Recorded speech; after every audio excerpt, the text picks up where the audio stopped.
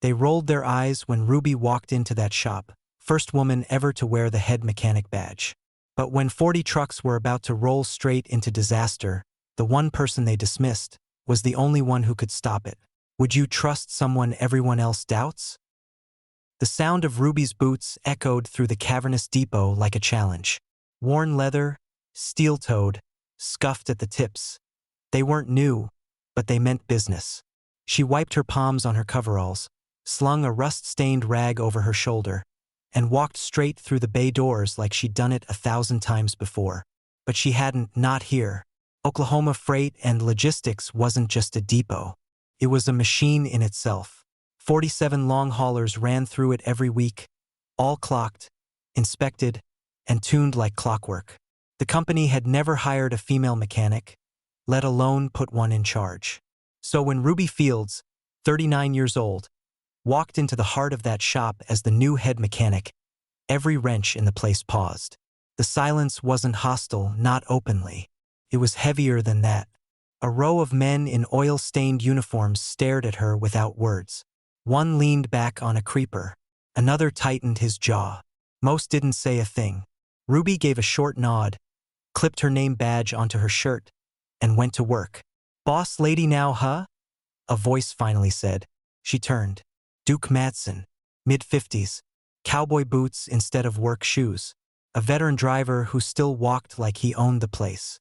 "Hope you don't mind grease," he added, smirking. Ruby looked him over.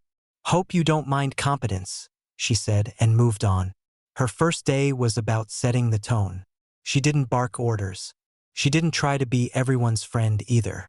She reviewed inspection logs, walked the line, and got her hands dirty. When a junior tech, Kenny, stripped a bolt on a Volvo's manifold, she didn't chew him out. She showed him how to do it clean. Still, she could feel it, the skepticism in every glance, the second-guessing whenever she picked up a socket wrench. They watched her not to learn, but to catch a mistake. Back home, things weren't much easier. Jaden, her 17-year-old, was at that stage where every sentence ended in a shrug or a slammed door. He used to come to the garage with her as a kid, handing her tools, asking how pistons worked. Now, she was lucky to get more than a grunt. That night, after microwaving dinner alone, Ruby noticed Jaden's bedroom window cracked open. His shoes were gone from the hallway. She didn't confront him yet. Instead, she went into the garage and stood beside the old transmission she was rebuilding. Her hands ached from the day, but it was a familiar pain earned. Still, something gnawed at her. At work, they didn't trust her. At home, her own son was slipping away. The next morning, back at the depot, she found the incident report from a breakdown overnight. A rig she just cleared the day before had stalled 20 miles out, engine sputtering, check lights screaming. Ruby scanned the log again. Everything had been in spec. She remembered checking it herself. She pulled the truck back into Bay 6, crawled under, and got to work. 30 minutes in, she found it. The fuel line clamp wasn't damaged. It had been loosened deliberately, by hand. A chill ran down her spine. She said nothing, just retightened it and went to the footage logs. No camera pointed at Bay 6. Later that day, Duke ambled by with a coffee in hand. Heard 213 broke down. "Bad call. Bad sabotage," Ruby said, not looking up. He stopped walking. "You accusing someone?" "I'm saying it didn't fail on its own." He nodded slowly, then smirked. Maybe it just didn't like being cleared by someone new. Ruby stared him down. "I'm not here to be liked. I'm here to make sure nobody dies behind a wheel." That night, she didn't sleep. She stayed up reading parts logs and past breakdown reports, comparing torque specs, looking for patterns. She didn't want to be the kind of boss who yelled. She wanted to be right, so thoroughly right that no one could question her. Still, the doubts ate at her. Not just about Duke, about all of it. Was this job worth the fight? Was she losing her son trying to win over a room full of strangers? She got her answer the next afternoon. A rookie tech called her over, panicked. A brake calibration was failing on a fleet truck prepped for a long haul. Ruby took one look, spotted the error, and fixed it in minutes. A few guys watched. One even gave a small nod. It wasn't much, But it was a start. That night, Ruby waited up for Jaden. When he climbed through the window at 1 a.m., she didn't yell. She just handed him a greasy towel. "Your hands smell like burnt rubber," she said quietly. "If you're gonna lie, at least wash up first." He froze. Ruby just turned and went back to her workbench. The silence between them wasn't angry, just tired. But in it, something shifted. Both restless and wired to fix what others gave up on, they were true fighters. In the depot and at home, Ruby was holding on. She wasn't here to prove them wrong, but she would build something no one could ignore. The early shift had barely begun when Ruby knelt beside a truck, flashlight in one hand, gloved fingers brushing against the turbine housing. The engine had come in whining with a faint metallic rasp. Not enough to fail, but just enough to bother her. Something was off. "Could be just wear," said Kenny, peeking over her shoulder. "No," Ruby murmured. "Too new for wear." She unfastened the turbo inlet and leaned in. A hairline crack traced along the aluminum casing, just above the bolt flange. Invisible unless you knew where to look. Barely the width of a pencil line, but enough to grow under heat and pressure. Enough to shatter at 70 miles an hour. Ruby stood slowly. "Pull every record on this part," she told Kenny. "I want batch numbers, suppliers, everything." She didn't like coincidences, and this was the third engine in 2 weeks with unexplained damage. The name on the parts manifest made her frown. Prime Torque Solutions, a new vendor. She vaguely remembered the name from an internal email. Cheaper components, faster delivery, company approved. The numbers had looked good, but something in her gut turned. At the end of the day, she took her concerns to Rick Thomason, the depot manager. A clipboard man with a shaved head, khakis instead of coveralls, and a permanent Bluetooth earpiece in his right ear like it was welded there. He glanced at the part photos on her tablet and scrolled through her notes with visible impatience. "Ruby, I appreciate the initiative," he said flatly, "but every new part has a break in curve. These things happen." "3 trucks in 2 weeks?" she asked. "All with the same hairline fracture? Same batch?" He shrugged. "It's within tolerance. QA passed it. Maybe your team's over-torquing something." She tightened her jaw. "Or maybe the supplier's cutting corners and we're installing grenades under our driver's feet." Rick's eyes narrowed. "I don't need dramatic metaphors. I need throughput. And I need to know my people are safe." Rick leaned back. "Look, I know they haven't made it easy on you. And I get it, you want to prove yourself. But chasing ghosts in the parts bin? Not the way." He handed back the tablet without another word. That night, Jaden was elbow-deep in a busted V8, parked halfway inside the garage Ruby had built from scratch behind their rental. Rust lined the doors. A blanket of tools covered the ground. Music played low from his phone. Ruby stood at the doorway, arms crossed, watching him twist a ratchet like it was second nature. "You know that thing's never gonna pass inspection, right?" He didn't look up. "It's not for the road." "That's comforting." Jaden pulled the socket free and finally glanced at her. "You used to race these. I saw the photos. Helmet, grease-streaked face. Standing on a hood like you just won the Indy 500. That was before I had bills. And bones that ache when it rains." Jaden grinned. "You were cool once. I'm still cool. I just have to hide it under rules and adult responsibilities." He laughed, but Ruby's smile faded fast. She saw it in his eyes, that hunger for speed, for control, for something louder than the world around him. She knew that hunger. It had nearly wrecked her before she ever got her first promotion. "Don't mistake thrill for purpose," she said. "One burns fast, the other lasts." He gave her a shrug. "Maybe I just want to burn fast." She walked away, heart heavier than before. 2 mornings later, a shrill shout echoed through the lot. "Smoke! Bay 4. Ruby dropped her coffee and ran. A cloud billowed from the hood of a Peterbilt parked beside the fueling station. Techs backed away, shouting. One fumbled with a fire extinguisher. Ruby shoved past them, popped the hood latch, and waved off the extinguisher. No flames yet, just smoke. White. Engine oil on hot metal. She grabbed a flashlight, shoved her hand under the heat shield, and there it was. The turbo casing cracked clean through, oil seeping into the intake. One more mile and that truck would have seized or worse caught fire on the highway. She snapped photos, closed the hood, and ordered the rig grounded. No arguments. That night she didn't go home. With a thermos of lukewarm coffee and her sleeves rolled up, Ruby spread every parts log, build sheet, and inspection ticket across Bay 3's workbench. She hunted batch numbers, technician names, and installation dates. She checked torque specs, oil viscosity, heat tolerances, and the pattern emerged. 43 trucks, all fitted with prime torque assemblies from the same vendor. All still on the road. Her stomach twisted. She opened her laptop and began drafting a report. Not a complaint, a case. With photos, charts, annotated failures. She included alternate vendors, previous reliability scores, even mechanic testimony where available. By 3 a.m., her eyes burned and her fingers cramped, but she had what she needed. She emailed it to Rick with the subject line, "Urgent. Recall request, turbo assembly defect." Then she hit send, shut the laptop, and leaned back in her chair, alone in the bay. The depot, usually a place of noise and motion, now felt like a still, breathing animal. Quiet, waiting. She looked out the open door, where mist settled on the gravel, and whispered to herself, "Now let's see who's really listening." Rick Thomason didn't respond that night, nor the morning after.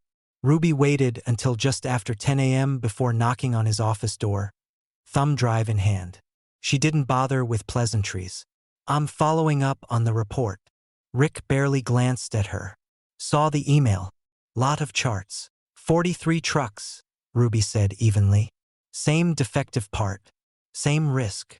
Rick leaned back, chewing the inside of his cheek. "You know what happens if we pull 40 trucks off the road during peak freight season?"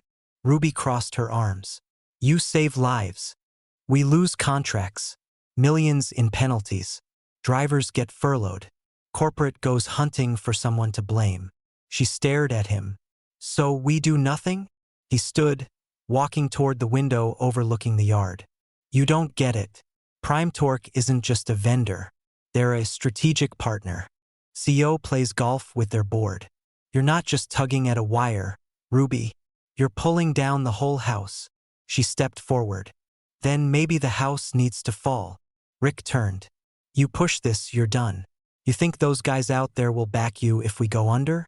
The same ones who just started tolerating you." Her voice dropped. "I'm not here to be tolerated.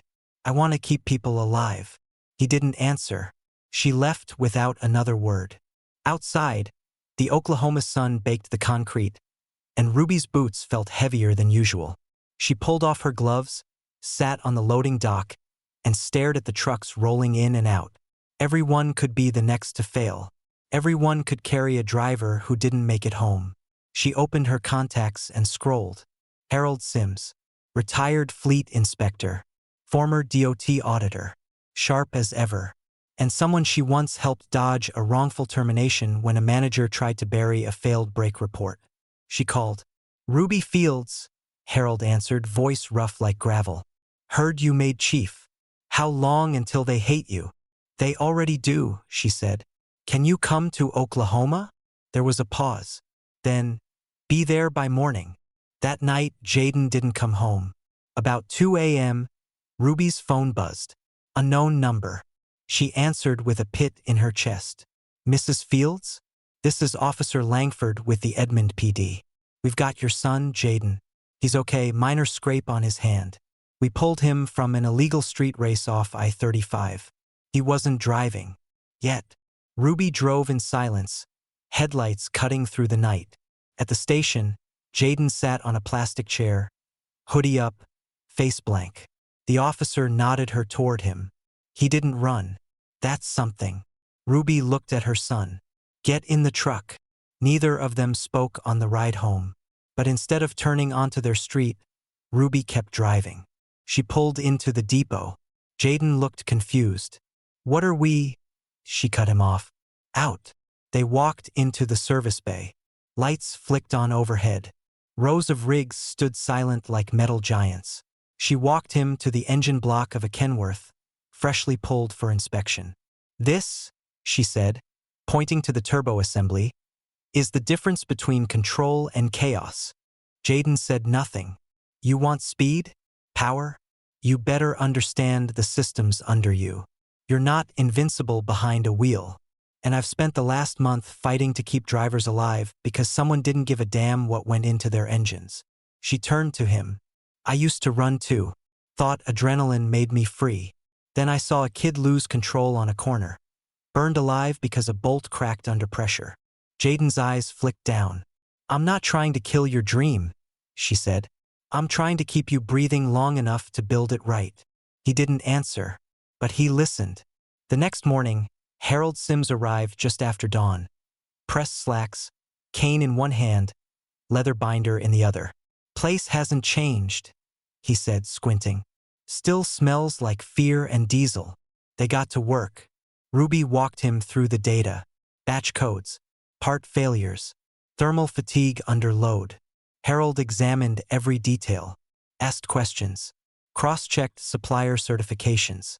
By afternoon, they had a binder thicker than a repair manual. "Sheer negligence," Harold muttered. "If this goes public, it's not just trucks getting grounded. Someone's going to prison." Ruby exhaled. "I don't want to destroy the company. I just want it fixed." "You sure about that?" he asked. She looked out across the depot. Mechanics laughing near the vending machine. Duke shouting at Kenny about socket sizes. The crew hers now whether they liked it or not. "I'm sure." Harold nodded. "Then I know who to call." 2 days later, Ruby stood outside a plain gray office building on the edge of Tulsa. The Department of Fleet Oversight, Regional Safety Division. Inside, she met Director Marlene Kruger. Mid-40s, blunt-cut hair, sharp glasses, no nonsense. Ruby had crossed paths with her once before, years ago, when she testified in a fuel tank explosion case.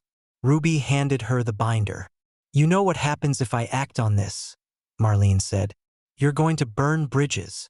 Ruby met her eyes. "Only the rotten ones." Marlene flipped through the documentation. "And if I don't act?" Ruby pulled out a sealed envelope. "Then this goes to the press. Signed, notarized, and backed by a former federal inspector." Marlene leaned back. "You've changed," she said. "No," Ruby replied. "I just stopped letting fear drive." Marlene smiled, just barely. "Give me 48 hours. Back at the depot, Ruby walked through the bay as the sun dipped low. Jaden stood by one of the flatbeds, arms crossed. "I took the intake off," he said. "It's warped." "Yeah," Ruby replied. "Want to see how we fix it?" He nodded. Ruby saw something in his eyes that wasn't rebellion, it was respect. She picked up a pair of gloves that were beside her and handed them to him. "You break it, you fix it." Jaden grinned. "That your rule?" "No," she said. "That's life." In the morning, the email finally came. Ruby read it on her phone with bleary eyes, sitting on the edge of her bed. The subject line was short: "Recall approved. Full compliance ordered." Attached was a corporate memo, circulated to every depot in the Southwest. Effective immediately, all units fitted with prime torque assemblies were to be grounded, inspected, and refitted. At the bottom, a single line: "Thanks to Ruby Fields for her diligence and leadership." She stared at it, hands trembling slightly. From relief, it was over, or at least the worst part. By noon, the depot pulsed with unusual energy. Trucks pulled into bays faster than they could be lifted. Mechanics doubled up, crawling under chassis and removing defective components with a sense of urgency not often seen outside emergency repairs. Rick Thomason wasn't there. Word had spread that morning. Transferred upward, quietly, to a desk job in procurement on the East Coast. No goodbyes. No boxes packed in view. Just gone.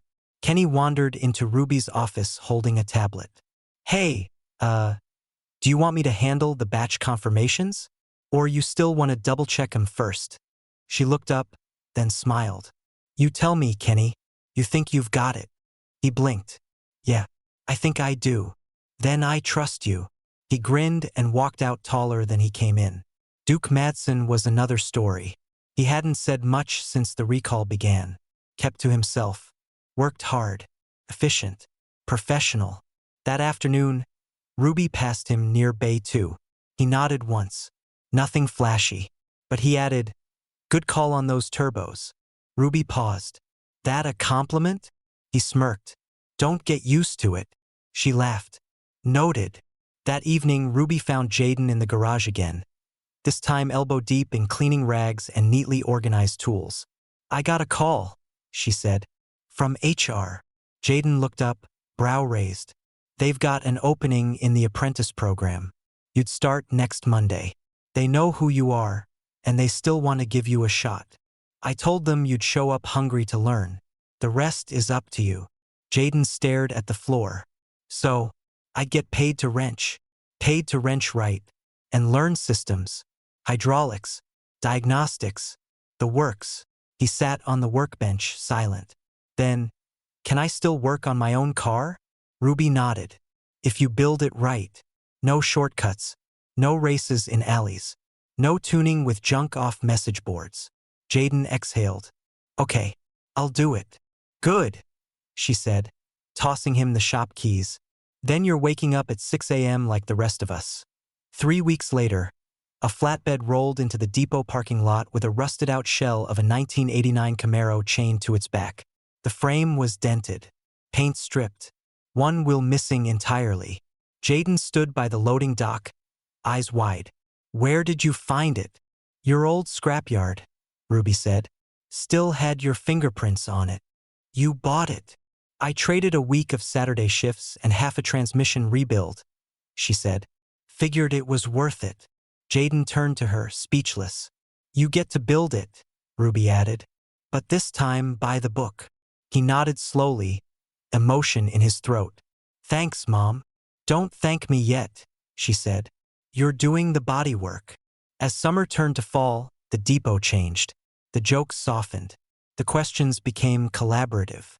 The tone shifted from skeptical silence to cautious trust. Ruby wasn't just the head mechanic anymore. She was their head mechanic. Her procedures became the new baseline. Inspection checklists expanded. Even the training manual was updated to include her turbo assembly documentation as a case study in early-stage defect identification. Marlene Kruger sent her a personal letter a month later, thanking her for courage under institutional pressure and offering her a speaking slot at a regional safety summit in Dallas. She declined the speech. Public stages weren't her thing, but she kept the letter to always remember. One crisp Friday afternoon, Ruby stepped out into the bay, hands still streaked with grease, ponytail loosened by a long day. Jaden was under a rig beside Kenny, calibrating a brake system. They joked about torque settings and socket sizes like they'd known each other forever. Nearby, Duke was helping a newer driver troubleshoot a rattle. No one looked surprised to see Ruby in charge. No second glances or whispers, just work, steady, honest, and shared. Her eyes drifted to the large placard above the office window. It had been updated last week. This time the name was different. Shop Chief R. Fields, she smiled to herself. Then she heard the familiar rumble of the old Camaro's stripped-down engine turning over in the back garage. It still sputtered like a dying lawnmower, but it turned. Jaden's laugh echoed through the depot. Ruby wiped her hands on her rag and looked around. She wasn't fighting alone anymore. This story reminds us that respect isn't handed out. It's earned, bolt by bolt. What would you do if your job, your reputation, and your family were all riding on your next move? Tell us in the comments. And if this story moved you, don't forget to like, share, and subscribe to embrace the journey for more powerful stories that matter. See you in the next video.